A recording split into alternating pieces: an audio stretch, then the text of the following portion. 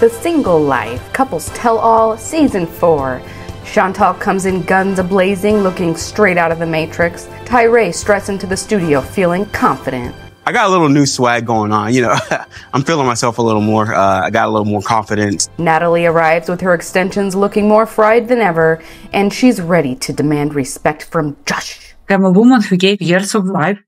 I just deserve respect, listen. John bursts out of the car looking like a roasted marshmallow, emphasis on the roasted. Debbie comes in looking like a glacier and heads to the stage looking like Magmar. Veronica and Tim walk up in fur coats. Are they fake? I don't know. The fellas sit down to chat, and Tyree listens intently as John yammers away. Tim walks in with sparkly shoes. I'm sorry, okay? I could say I appreciate him trying to make a statement, but I don't. He looks like a clown.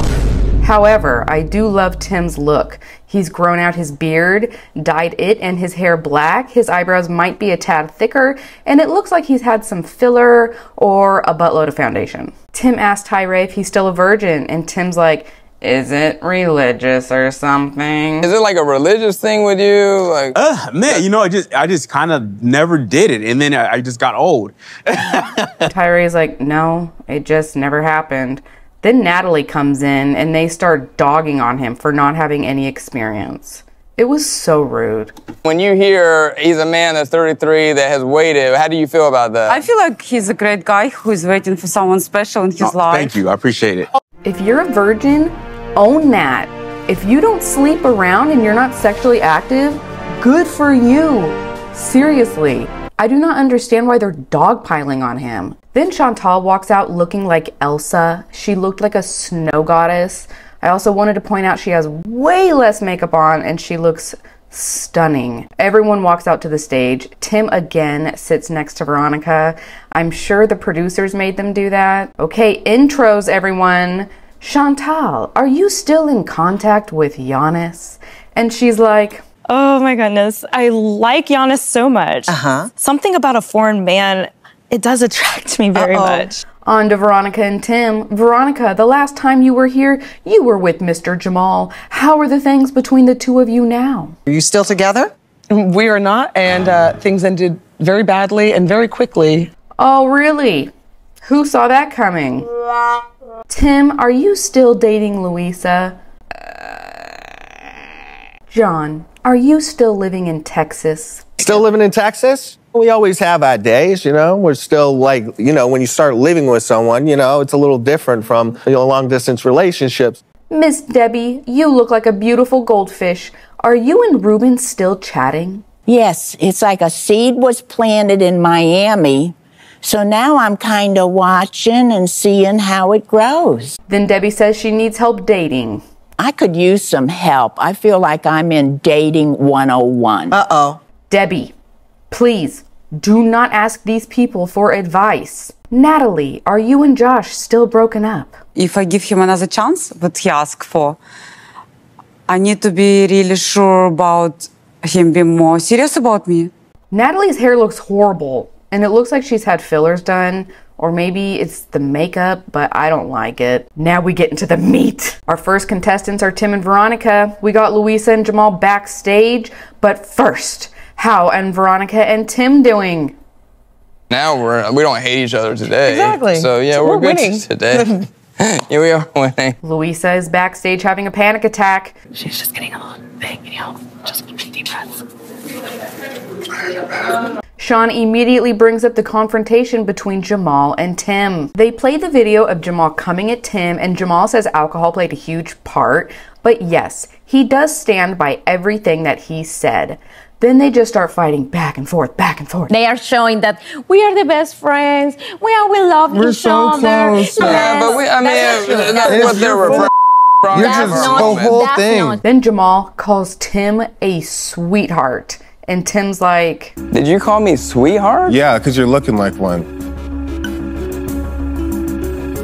Okay, do you want to me, Jamal? Like, that's kind of a strange... Jamal and Louisa are so disgusted with Veronica and Tim that Jamal says he doesn't even like sharing a stage with Tim, and Tim is speechless. I don't even like sharing the stage with you, dude. Veronica, Then Veronica starts going off and Jamal stands up again. They're both saying that Tim and Veronica are hella fake. Tim, the person you try to act like, you're not this person. You are not this person. You're fake. Jamal explains that it's impossible for your ex to be your best friend. And even Chantal agrees. Chantal, you guys. I'm sorry, I would never want to be with somebody who is still friends with their ex because I feel that's just me. I wouldn't want it. Then Veronica drops the bomb that Jamal dumped her in a text. He texted me and said he couldn't come. When I asked him why, he said that he didn't owe me an explanation. Her and Tim explained that in his text messages, he just left it cold. He gave her no explanation. And then Veronica says, well, when we did break up, and he's like, no, we never did break up. That wasn't a breakup text. I tried to hit you up 2 weeks later so we could get together and talk to you. And you didn't want to, Veronica. So they just keep fighting back and forth. And every time Jamal or Luisa bring up something that happened or what was said, Veronica's like, I didn't say that. That's not what happened. And it was so never said that. She literally does it for everything. Jamal and Luisa seem genuinely angry to me. I text you, say, can we talk? 2 weeks after. And you said, oh no, I'm in a good place. I did. Da-da-da. So it was done. I didn't break up with you. I needed some I needed space. Then Luisa jumps in and says that one night her and Veronica were hanging out drinking. And she told me that she couldn't believe she was dating Jamal since he didn't have any job and he was trash. Did you really? Veronica's like, no, I've never called a human trash in my life. I have never said that. I've never called a human trash in my life. You did. Again, she says they are lying about what they said, but how can you claim every single thing is a lie? Like every single thing, there has to be some truth in there somewhere, Veronica. Then Veronica leans in and tells Luisa in Spanish that she is dead to her, and she stomps off the stage. For people to so resolutely lie and say, no, you said this. You know, look, I own my Veronica, I haven't seen you own a single thing since the season began. You've made excuses for everything. So while Veronica's backstage, Luisa is reiterating to everyone that Veronica definitely called Jamal trash as well as Tim. Yes, she did. Okay, but I'm telling you. And she did with stranger people. And I say, Veronica, but you are not supposed to say that. I don't care. He's a trash. I don't know what I'm doing with it. So Veronica comes out and Sean asks Jamal why the relationship didn't work. And Veronica immediately cuts him off. I don't know what to do. Let me run away. Was not trying to hear me out. And yeah, and I'll be real. There was no, I wanted to hear you out. There was nothing I was waiting for the explanation. So these two just keep bickering and I am over Veronica, so we're moving on. But real quick, Jamal does apologize to her for the way that things ended. That wasn't fair to you. I should have communicated better. I should have probably put in a more consistent effort. And I'm sorry. Moving on, let's talk about Tyree. He tells us he has learned he needs to work on his insecurities, and then Sean asks if he's still a virgin, and I'm like, who cares? This is none of their business. It's not the nation's business. And of course he says no, and everyone just starts dogpiling on him for being a virgin and telling him he needs at least get out there and practice. Natalie tells him right away not to feel bad for it, but thank God for Debbie. He's a man of integrity. He's not going to just find any port in a storm. So I respect Tyree. Yeah, me too, Miss Debbie. Tyree, you don't need to listen to anyone on that stage, especially John. A little bit never hurt nobody. Well, that advice wasn't bad enough for Sean, however. She calls up Sarper to give Tyree dating advice. Connecting to us from... Guy. Please welcome Sarper. But you guys, I actually agreed with the first thing that Sarper said. He said the biggest thing affecting Tyree's game was the giggle. It is that giggling. You always giggle, brother. I completely agree, but that is where my agreement with Sarper ends, because he starts telling Tyree how to arouse and seduce a woman, and Miss Debbie is like, Well, maybe he doesn't want 2,500 women, Sarper.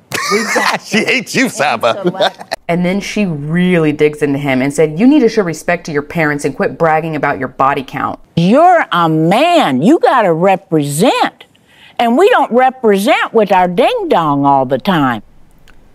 I absolutely loved Debbie in this tell-all. She came at everybody. She held nothing back. The next person she went for was Chantal. Chantal is beaming. She's smiling and explains that she's been struggling to date, but now she's having a lot of fun with it. Then they tell us that Drake contacted her. Like, what? I mean, I heard that Drake had hollered at you. Ooh. I don't know the validity of it. And she never denied it. She just said she didn't want to talk about it anymore. That's crazy. Then Sean asks if she thinks her standards for men are too high, and Chantal is like, No, I think I deserve everything that I want for what I've been through. Okay, allow me to get onto my soapbox for just a moment. I think this queen mentality is ruining women, okay? Everyone has traumas, men and women. Everyone has hardships. Everyone goes through life. Life is hard. You are not entitled to anything. Nothing. No. Suck it up. You're vulnerable right now. And a guy with a six-pack abs, it's like, it's not gonna fix the broken part of you. So Debbie comes at Chantal very gently and gave her golden advice. Chantal was progressively becoming more and more embarrassed. I've never seen her mouth make that shape before. Chantal defends herself and says she was trying to have a good time.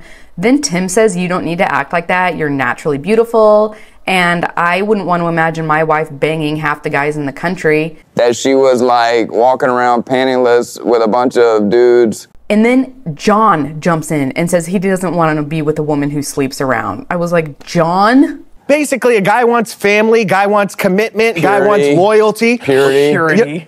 See, exactly. And it's like, how are they all coming at her for sleeping around when they were just dogpiling on Tyree for being a virgin?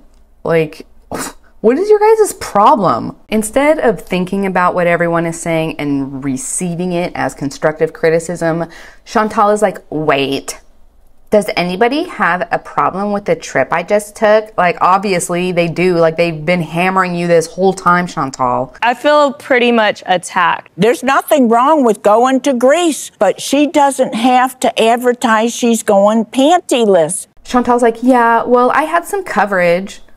Come on! You know that's a bad excuse. Just own it. So while this is going on, Chantal's mom is in the back starting to get really upset that the couch is ganging up on Chantal. And honestly, I can't believe she was getting dragged by this crew. Like, they are a cuckoo cast for sure. But Debbie took no prisoners in this one, and I applauded her for her lack of fear. This is how I live my life, and this is me. You're more than that, Chantal. Oh, Lord. Next week, we will dig into Natalie and Josh.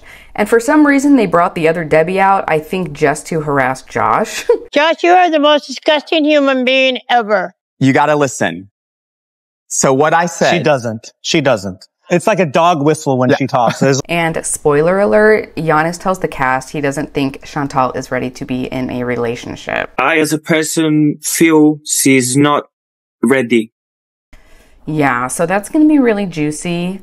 Let me know what you guys thought about this tell-all. I thought it was actually pretty good. It was very fiery. And if you have been watching my videos and you haven't subscribed yet, please subscribe. And I love you guys. I will see you in the next one. Bye.